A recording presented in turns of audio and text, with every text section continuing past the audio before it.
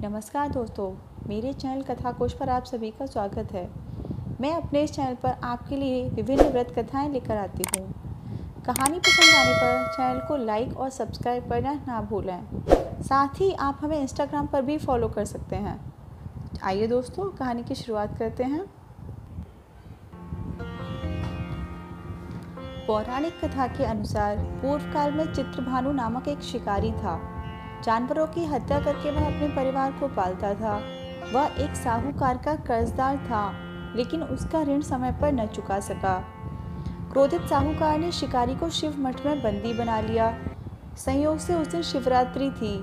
शिकारी ध्यानमग्न होकर शिव संबंधी धार्मिक बातें सुनता रहा। चतुर्दशी को उसने शिवरात्रि की व्रत कथा भी सुनी। शाम होते ही साहूकार ने उसे अपने पास बुलाया और ऋण चुकाने के विषय में बात की। शिकारी अगले दिन सारा ऋण लौटा देने का वचन देकर बंधन से छूट गया।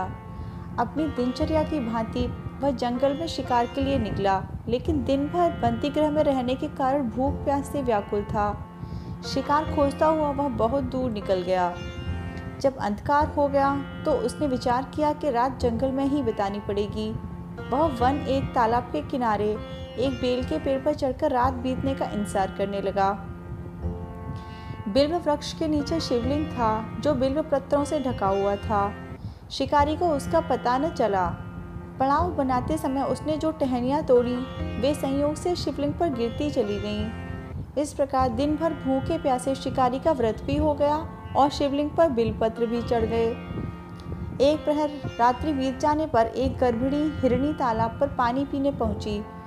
शिकारी ने धनुष पर तीर चढ़ाकर ज्यों ही प्रत्यंचा खींची, हिरणी बोली, मैं गर्भिणी हूँ, शीघ्र ही प्रसव करूँगी। तुम एक साथ दो जीवों की हत्या करोगे, जो ठीक नहीं है। मैं बच्चे को जन्म देकर शीघ्र ही तुम्हारे समक्ष प्रस्तुत हो जाऊंगी, तब मार लेना। शिकारी ने प्रत्यंचा ढीली कर दी और हिरणी जंगली झाड़ियों में लुप्त हो गई। प्रत्यंचा चढ़ाने लगा तथा ढीली करने के वक्त कुछ बिल्वपत्र अनायास ही टूटकर शिवलिंग पर गिर गए। इस प्रकार उससे अनजाने में ही प्रथम प्रहर का पूजन भी संपन्न हो गया।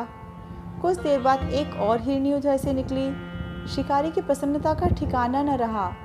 समीप आने पर उसने धनुष पर बाण चढ़ाया। तब उसे देखकर हिरणी ने विनम्रतापूर्ण तक निवेदन किया, हे शिकारी, मैं थोड़ी देर पहले ऋतु से निवृत्त हुई हूँ, कामातुर विरहिणी हूँ, अपने प्रिय की खोज में भटक रही हूँ। मैं अपने पति से मिलकर शीघ्र ही तुम्हारे पास आ जाऊंगी। शिकारी ने उसे भी जाने दिया। 2 बार शिकार को खोकर उसका माथा ठनका। वह चिंता में पड़ गया। रात्रि का आखिरी प्रहर बीत रहा था। इस बार भी धनुष से लगकर कुछ बेलपत्र शिवलिंग पर जा गिरे, तब दूसरे प्रहर की पूजन भी संपन्न हो गई। तभी एक अन्य हिरणी अपने बच्चों के साथ उधर से निकली। शिकारी के लिए यह स्वर्णिम अवसर था। उसने धनुष पर तीर चढ़ाने में देर नहीं लगाई। वह तीर छोड़ने ही वाला था कि हिरणी बोली, हे शिकारी, मैं इन बच्चों को इनके पिता के हवाले करके लौट आऊंगी, इस समय मुझे मत मारो। शिकारी हंसा और बोला, सामने आए शिकार को छोड़ दूं? मैं ऐसा मूर्ख नहीं। इससे पहले मैं 2 बार अपना शिकार खो चुका हूँ। मेरे बच्चे भूख प्यास से व्यग्र हो रहे होंगे। उत्तर में हिरणी ने फिर कहा, जैसे तुम्हें अपने बच्चों की ममता सता रही है, ठीक वैसे ही मुझे भी है। हे शिकारी, मेरा विश्वास करो, मैं इन्हें इनके पिता के पास छोड़कर तुरंत लौटने की प्रतिज्ञा करती हूँ। हिरणी का दुख भरा स्वर सुनकर शिकारी को उस पर दया आ गई। उसने उस मृगी को भी जाने दिया।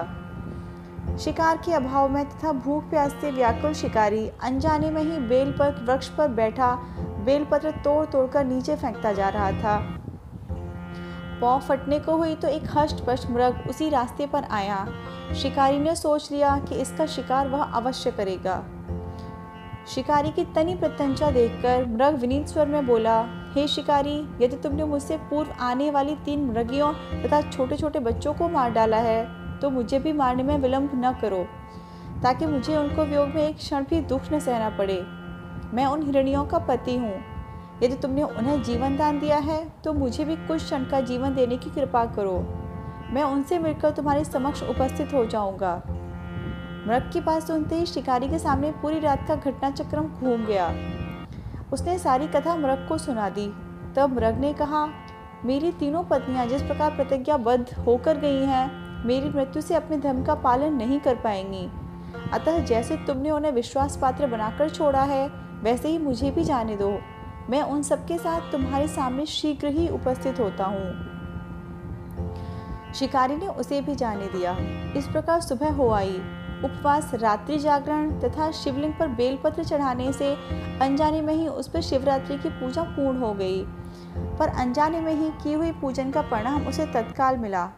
शिकारी का हिंसक हृदय निर्मल हो गया, उसमें भगवत शक्ति का वास हो गया। थोड़ी ही देर में वह मृग सपरिवार शिकारी के समक्ष उपस्थित हो गया ताकि वह उनका शिकार कर सके। किंतु जंगली पशुओं की ऐसी सत्यता, सात्विकता एवं सामूहिक प्रेम भावना देखकर शिकारी को बड़ी ग्लानि हुई। उसने मृग परिवार को जीवन दान दे दिया। अनजाने में शिवरात्रि के व्रत का पालन करने पर भी शिकारी को मोक्ष की प्राप्ति हुई। जब मृत्यु काल में यमदूत उसके जीव को ले जाने आए तो शिवगणों ने उन्हें वापस भेज दिया तथा शिकारी को शिवलोक ले गए। शिवजी की कृपा से ही अपने इस जन्म में राजा चित्रभानु अपने पिछले जन्म को याद रख पाए तथा महाशिवरात्रि के महत्व को जानकर उसका अगले जन्म में भी पालन कर पाए। तो बोलो शंकर भगवान की जय।